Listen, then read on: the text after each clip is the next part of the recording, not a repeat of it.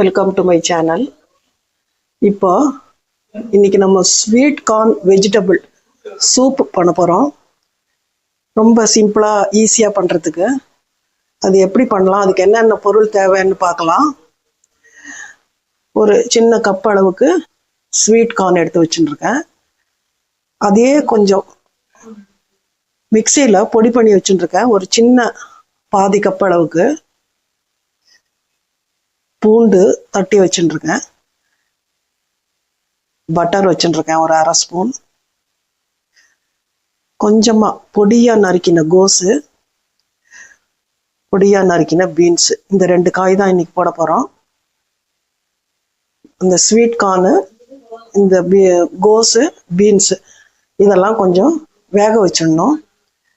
2 spoon அளவுக்கு cornflour எடுத்து வச்சுருக்கேன். அது இவ்வளோ தேவைப்படாது, எவ்வளோ தேவையோ அது தண்ணியில் கரைச்சி ஊற்றிக்கலான்னு. கொத்தமல்லி, ஒரு சாஸ் பேனில் 2 டம்ளர் தண்ணி எடுத்து வச்சுருக்கேன். இதில் இப்போ முதல்ல இந்த பீன்ஸையும் இந்த கோஸு இந்த கார்ன் இதெல்லாம் கொஞ்சம் நல்லா வேக வச்சுக்கலாம். வேக வச்சுட்டு அதுக்கப்புறம் சூப் பண்ணுறதை வடிகட்டிட்டு சூப் பண்ணுறதை பார்க்கலாம். நான் ஒரு சாஸ் பேன் எடுத்துட்டு இருக்கேன். இதில் இந்த பட்டர் போடுறேன். சிம்மில் தான் வச்சுட்டுருக்கேன் அடுப்பு.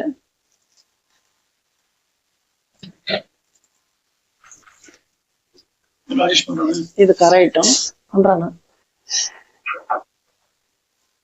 இதுல பூண்டு போட்டுக்கிறோம்.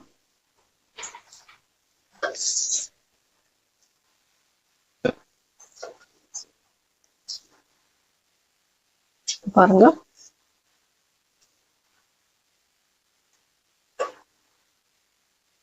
அந்த வெண்ணெயில அந்த பூண்டு போட்டிருக்கேன்.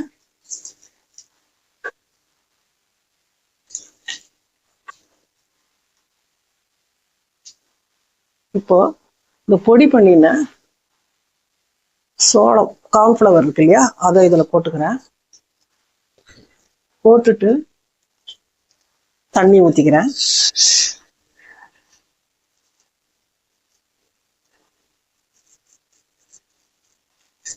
நான் ஒரு 2லேருந்து 2.5 கப் அளவுக்கு தண்ணி ஊற்றிருக்கேன்.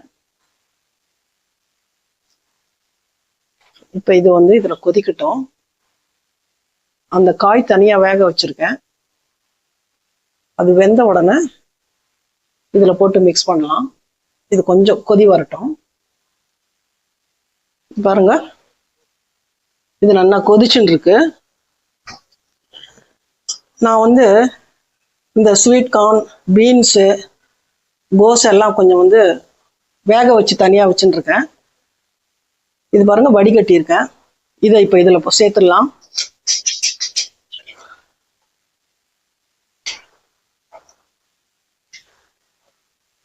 இது வேக வைக்கும் போதே கொஞ்சம் உப்பு போட்டிருக்கேன். இப்போ தேவையான உப்பு கொஞ்சம் போட்டுக்கலாம். அப்புறம் வேணும்னாலும் சேர்த்துக்கலாம், ஏன்னா உப்பு ஜாஸ்தி ஆயிடும். அதனால நான் ஒரு 1/4 ஸ்பூன் தான் போட்டிருக்கேன். இப்போ நல்லா கொதிச்சுட்டு இருக்கு. இந்த கார்ன்ஃப்ளவர் பவுடர் இருக்கு இல்லையா, இதை நான் தண்ணியில கரைச்சி வச்சுட்டு இருக்கேன். இது 2 ஸ்பூன் அளவு இருக்கும். இதை ஊத்துறேன். வேணும்னா ஃபுல்லா ஊத்தலாம், இல்லைன்னாக்கா ரொம்ப குழன்னு எடுத்துன்னா நல்லா இருக்காது. இதுவே சரியா இருக்கும்னு நினைக்கிறேன். கொஞ்சம் நான் நிறுத்தி வச்சிருக்கேன்.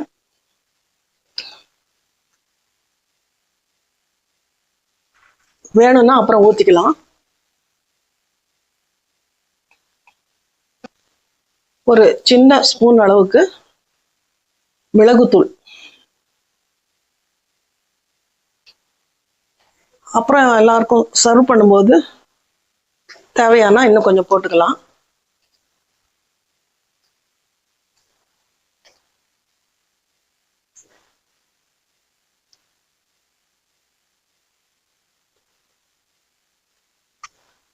அவ்வளவுதான், கொதிச்சுடுத்து.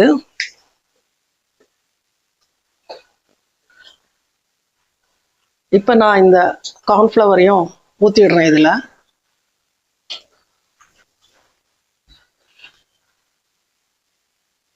இது கொஞ்சம் கொதிச்சு வந்தோடனே கொஞ்சம் திக்காயிடும். இதுக்கும் மேலேயும் திக்கா இருந்ததுன்னா நல்லா இருக்காது. இது சரியா இருக்கும் அப்படின்னு நினைக்கிறேன். இது பாருங்க.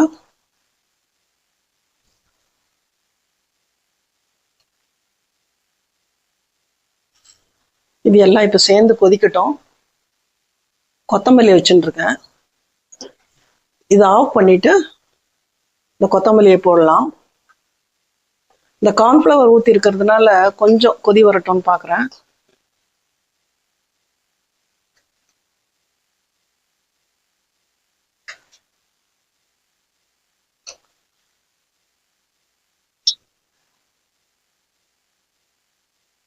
இப்போ நல்லா கொதி வந்துடுது. கொத்தமல்லியை போட்டுடலாம்.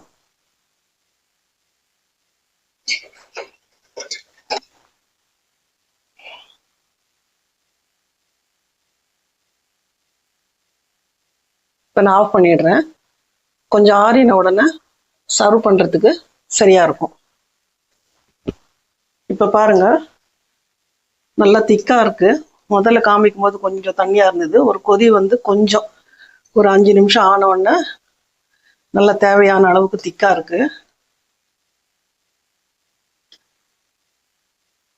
இது ஒரு 3 பேருக்கு ஆற மாதிரி நான் ரெடி பண்ணியிருக்கேன்.